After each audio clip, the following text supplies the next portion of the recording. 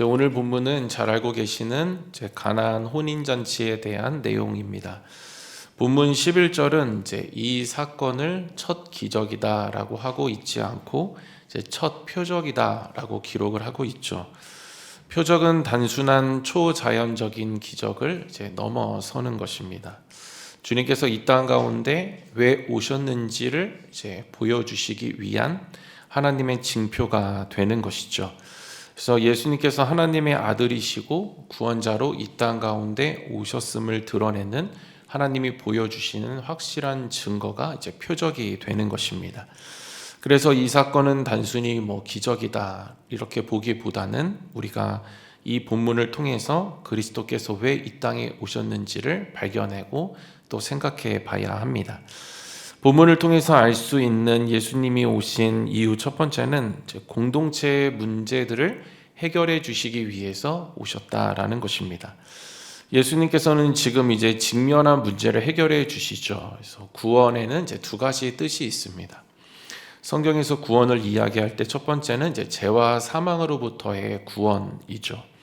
그래서 구속해 주신 사건입니다. 그러니까 예수님께서 십자가 지시고 부활하심으로 말미암아 그를 믿는 자들로 하여금 죄 사함을 주시고 하나님의 자녀가 되게 하시는 구원, 이것이 구원이죠.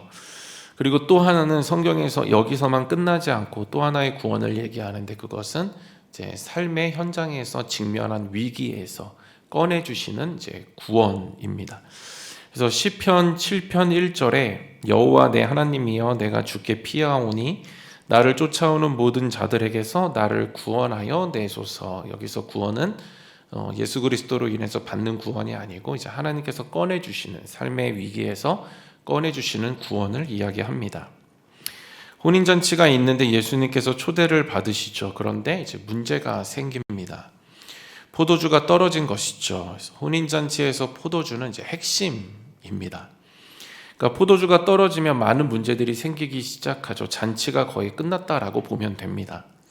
사람들은 집에 돌아가야 하고 실망하게 되고 또 좋지 않은 이야기들을 하게 되겠죠. 그리고 무엇보다 이 잔치의 기쁨이 핵심인데 기쁨이 사라지게 됩니다. 오히려 결례가 되고 수치만 남게 되는 것이죠. 차라리 안 하는 것만 못한 그러한 잔치가 되는 것입니다. 그러나 예수님께서는 이 모든 문제를 해결해 주시죠. 먼저 우리가 붙잡아야 하는 사실은 무엇이냐면 예수님은 혼례에서 받은 그 청함에 응하셨다라는 것입니다. 예수님은 거절하지 않으시죠. 초청에 응하시고 그 자리에 실제로 가십니다. 그리고 실제적인 역사와 능력을 그 가운데 행하십니다. 예수님은 우리가 초청하면 응하시죠. 왜냐하면 임마누엘 하나님이시기 때문입니다. 마태복음 1장 23절 함께 같이 읽겠습니다. 보라 처녀가 잉태하여 아들을 낳을 것이요 그의 이름은 임마누엘이라 하리라 하셨으니 이를 번역한즉 하나님이 우리와 함께 계시다 함이라. 성탄절이 다가오고 있죠. 하나님이 사람이 되어 우리와 함께 하시기 위해서 오신 그 날이 성탄절입니다. 예수님은 이 땅에 오신 이유가 우리와 함께 하시기 위해서 이 땅에 오셨죠. 하나님이 사람이 되셔서 이 땅 가운데 오셔서 죄인들과 함께 하시고 친히 십자가 지신 것은 저와 여러분들과 함께 하시기 위해서, 그것은 저희들의 삶 속에서도 함께 하시기 위해서 이 땅 가운데 오신 것입니다. 그리고 이 예수님은 초청하는 자에게 함께 하시죠. 그래서 인격적이시기 때문에 강제로 하지 않으십니다. 그래서 요한계시록 3장 20절에 이렇게 기록되어져 있습니다. 같이 읽겠습니다. 볼지어다 내가 문 밖에 서서 두드리노니 누구든지 내 음성을 듣고 문을 열면 내가 그에게로 들어가 그와 더불어 먹고 그는 나와 더불어 먹으리라. 저와 여러분들이 속한 곳에서 문제 해결, 그러니까 예수님이 직접 해결해 주시는 그 일하심이 있으려면 먼저 뭘 해야 되냐면 초청해야 된다라는 것입니다. 그런데 예수님은 초청하면 우리가 마음의 문을 열고 그분을 모시고 그분을 갈망하면 예수님 우리 가운데 오셔서 우리의 삶 속에서 직접적으로 역사해 주신다라는 사실이죠. 그래서 가정의 모든 문제도 해결해 주시고 직장과 교회의 모든 문제도 나 한 사람을 초청하면 그 가운데 오셔서 그 가운데 응하시고 역사를 베풀어 주시는 것입니다. 주님을 모시면 주님은 흔쾌히 오셔서 깊이 간섭하시고 또 관심을 가지시면서 은혜를 베풀어 주시는 것이죠. 이것이 성탄의 의미가 되는 것입니다. 두 번째 이제 작게 볼 것은 이제 문제 해결에도 순서가 있다라는 것이죠. 예수님을 초청했기 때문에 혼인잔치는 이제 구원받을 수 있었습니다. 그런데 문제 해결 방식을 보면은 지금 이제 순서가 있다라는 것을 알 수가 있죠. 먼저 마리아가 이제 문제를 파악합니다. 그리고 예수님께 요청하죠. 그리고 하인들의 순종을 통해서 예수님의 역사가 최종적으로 딱 이루어집니다. 그러니까 알 수 있는 것은 공동체에는 이 한 사람이 중요하다라는 것입니다. 그러니까 한 사람이 문제를 어떻게 인식하고 어떻게 예수님 앞에 가지고 나아가느냐, 이렇게 그 다음을 행동하느냐에 따라서 그 공동체에 예수님의 임재와 해결이 달려 있다라는 것이죠. 지금 모든 기적의 시작이 누구를 통해서 시작되냐면 마리아를 통해서 시작이 됩니다. 근데 중요한 것은 마리아가 문제를 인식했다라는 것에 있습니다. 그러니까 지금 포도주가 떨어졌는데 이 문제를 먼저 발견한 것은 이제 마리아이죠. 그리고 예수님께 말씀드립니다. 3절에 마리아가 예수님에게 포도주가 떨어졌다라는 것을 딱 먼저 알고 예수님께 가지고 나아가죠. 그러니까 남들이 지금 전혀 보지 못하는 것을 마리아는 보았다라는 것입니다. 그리고 보고 나서 문제를 퍼뜨리기보다는 막 호들갑 떨기보다는 예수님께 그대로 가지고 나아갔죠. 그리고 그 나아감을 통해서 공동체는 살아나게 됩니다. 마리아가 문제를 파악할 수 있었던 것은 그가 같이 흥에 겨워 있지 않았기 때문이죠. 한 발 떨어져서 공동체의 필요를 계속해서 지켜보고 있었기 때문에 문제를 인식할 수가 있었습니다. 마리아는 어디에 있었냐면 돕는 자리에 있었다라는 것이죠. 공동체의 필요에 민감하게 반응할 수 있는 자리에 마리아가 있었다라는 것입니다. 마리아가 문제를 볼 수 있었던 것은 자신의 즐거움을 뒤로 한 데서부터 있었던 것이죠. 그래서 자신의 즐거움을 뒤로 하고 자신은 조금 구별돼서 한 발짝 떨어져서 계속해서 공동체를 돕는 자리에서 섬김을 통해서 그 필요를 살피고 있었던 것이었습니다. 모두 흥에 겨워 있었고 분위기에 심취해 있었습니다. 같이 심취해 있으면 문제를 볼 수가 없는 것이죠. 공동체를 보면 이 누리기만 하는 사람이 있는가 반면에 잘 누릴 수 있도록 또 헌신하고 배려하는 사람이 있습니다. 자신의 즐거움을 포기하고 공동체의 필요를 계속해서 지켜보는 사람이 있죠. 그 사람이 그 공동체를 살리는 사람이 되는 것입니다. 역사의 시작이 되는 것이죠. 그래서 섬김의 자리에서 공동체의 필요를 보고 있기 때문에 위급한 상황이 오면은 빠르게 인지하고 그에 맞게 대처할 수가 있습니다. 그렇다면 누가 필요에 이렇게 민감할 수 있을까요? 공동체에 애정이 있는 사람이 이렇게 할 수 있겠죠. 공동체에 애정이 있으면 이제 돕는 자리에 서게 됩니다. 애정이 있으면 공동체의 필요에 굉장히 민감하게 되어지고 어떻게든 그 필요에 적절하게 대처하는 데 있어서 계속해서 열정을 가지게 됩니다. 애정이 있으면 기적을 만들어낼 수가 있는 것이죠. 공동체의 나의 가정에 애정을 가지고 섬김의 자리에 있으면 남들이 전혀 보지 못하는 문제가 그때서야 보이기 시작하는 것입니다. 그들의 필요에 관심이 있고 그렇게 계속해서 애정을 갖고 있으면 비로소 위기가 생겼을 때 그 문제가 깨달아지기 시작하는 것이죠.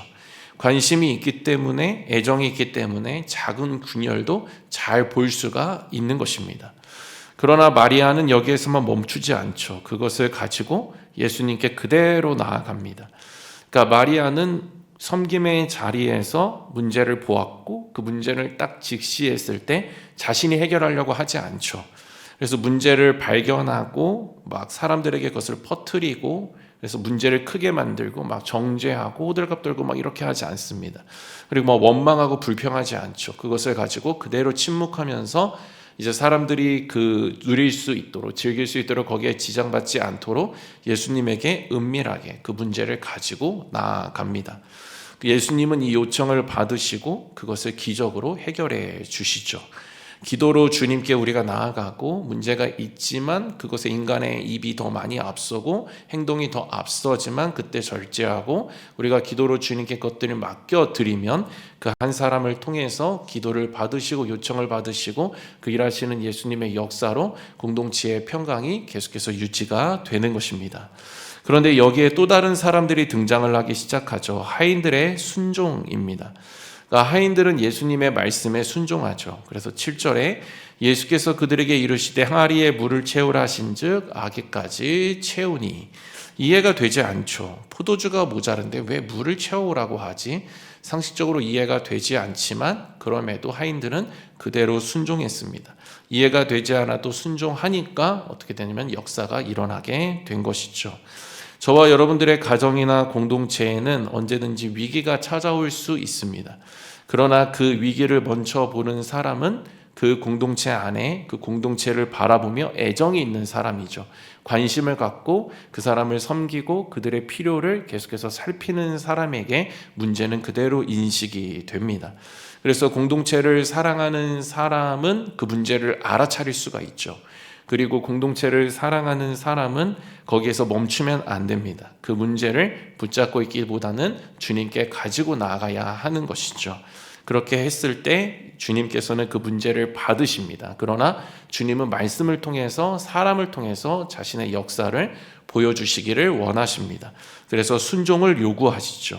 우리가 이해가 되지 않아도 상식적으로 무언가 우리 가운데 의문이 생긴다 할지라도 주님이 말씀하셨다라고 한다면 그 말씀에 순종할 때 물이 포도주로 바뀌게 되어지는 놀라운 기적의 역사가 우리의 삶과 가정과 공동체에 일어나게 되는 것입니다.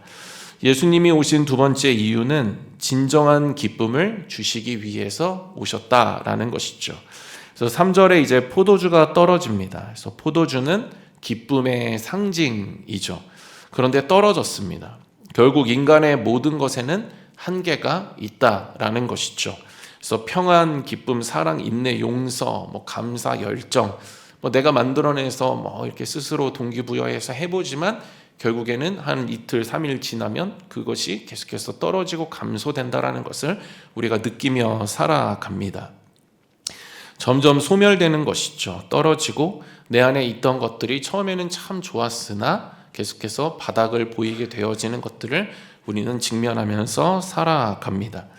우리가 스스로 만들어낸 것들, 외부 환경에서 주어진 것들, 잠깐 행복할 수 있죠. 택배 상자 왔다라고 하면 행복할 수 있습니다. 그러나 택배 상자 딱 오는 순간에 받아서 여는 순간에 내가 생각했던 뭔가 기대나 그런 것들은 급격하게 감소하는 것들을 우리가 경험할 수가 있죠. 그래서 결국 환경이 흔들리면 같이 흔들리는 것입니다. 사람에게 얻는 기쁨은 또 환경에서 얻는 기쁨은 그 사람이나 환경이 바뀌게 되면 같이 바뀌게 되어져 있죠. 그래서 상황이 좋아서 누리는 기쁨이나 감정은 상황이 좋지 않으면 금방 사라져 버립니다. 그러나 예수님 안에 있는 기쁨은 다르다라는 것이죠. 예수님이 주시는 기쁨은 나에게서 시작되는 기쁨이 아니라 예수님이 주시기 때문에 변하지 않는다라는 사실입니다. 그래서 우리가 문제인 것이죠. 예수님은 계속해서 우리한테 기쁨이 되어 주시는 존재이고 우리에게 계속해서 기쁨을 주십니다. 우리가 멀어져 있거나 우리 기쁨을 차단하고 있기 때문에 우리 가운데 기쁨이 없는 것이죠. 그래서 우리가 주님과 잘 연결되어져 있으면 주님의 오심을 잘 받아들이고 주님을 초청하고 그 응하신 가운데 함께 연합되어져 있으면 우리는 주님이 주시는 그 참된 기쁨 가운데 어느 것에도 흔들리지 않고 그 기쁨으로 말미암아 그렇게 주님 주시는 행복 속에 신앙생활하며 살아갈 수가 있는 것입니다. 그런데 여기에서 이 주님이 주시는 기쁨은 늘 밝아야 한다 이런 것들을 강요하는 것이 아니죠.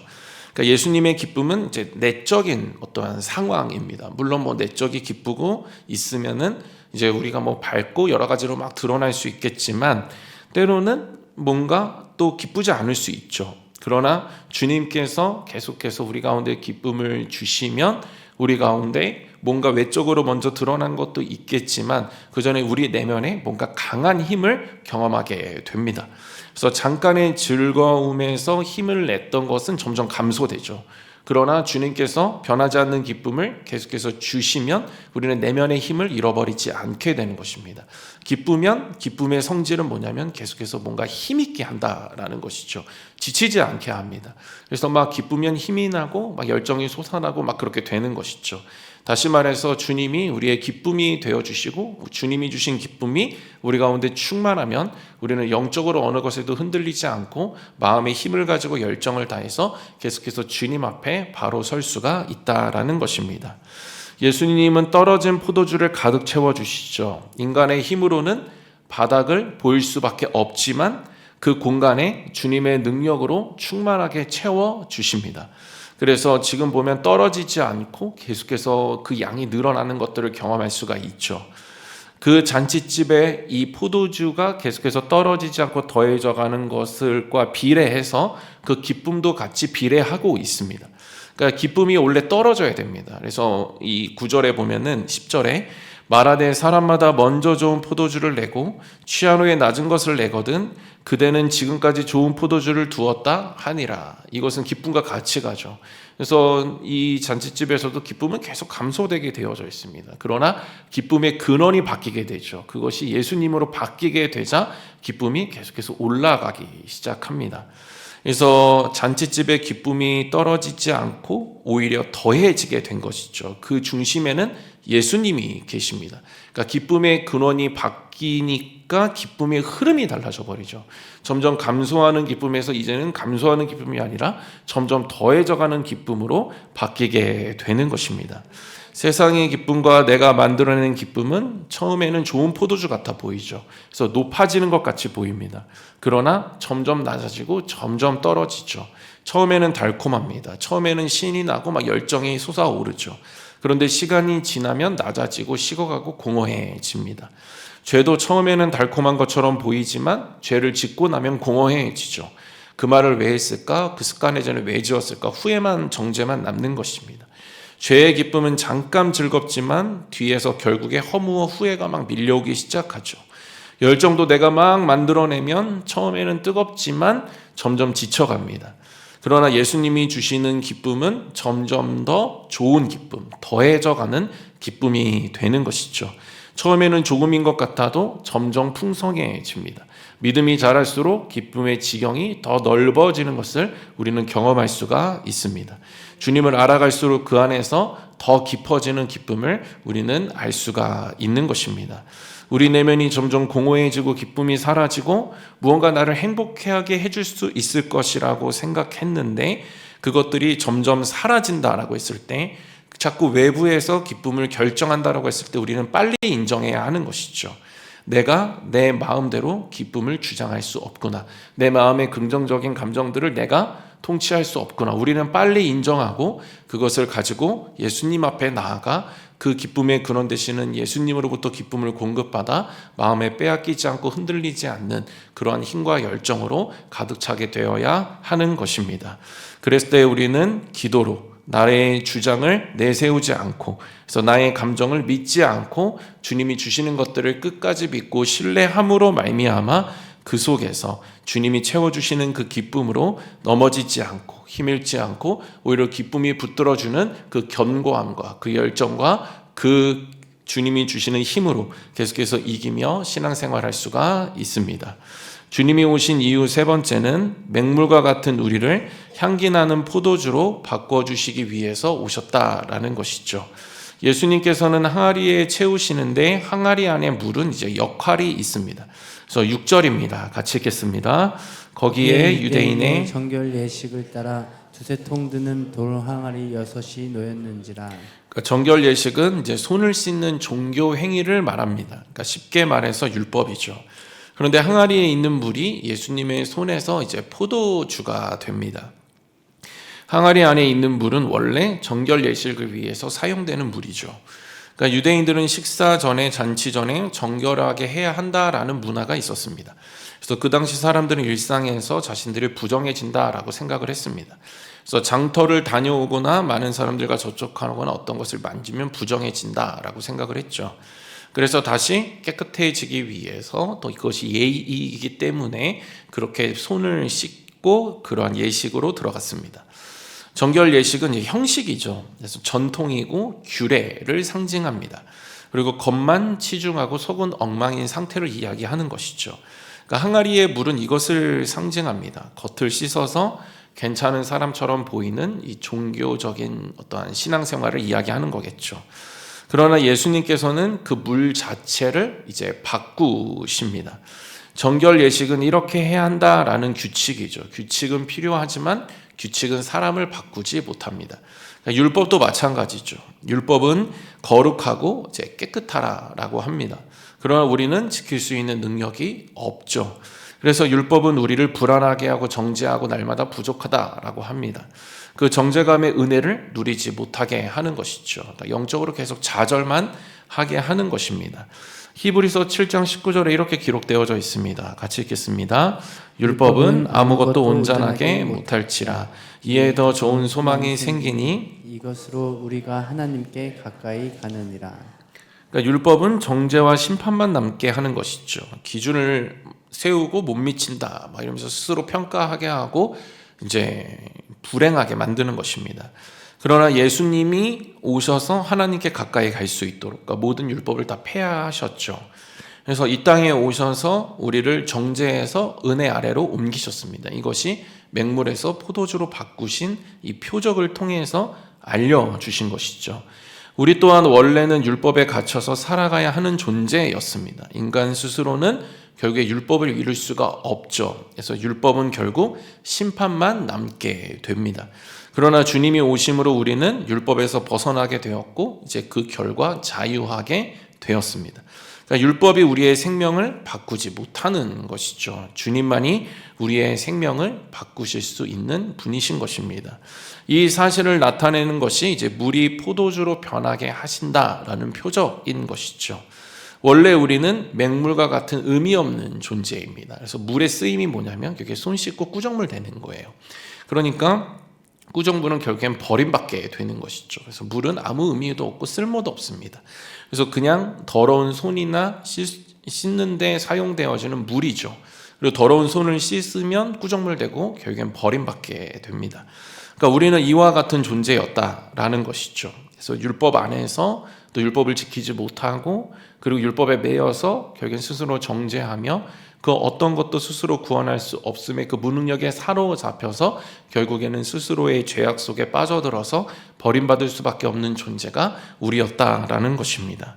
그러나 그러한 맹물과 같은 꾸정물이 될 수밖에 없는 그러한 존재를 예수님께서는 어떻게 바꾸셨냐면 향기나고 가치 있는 그리고 상대로 하여금 더 기쁨을 더하게 해줄 수 있는 그러한 의미 있는 존재로 바꿔주셨다라는 것입니다.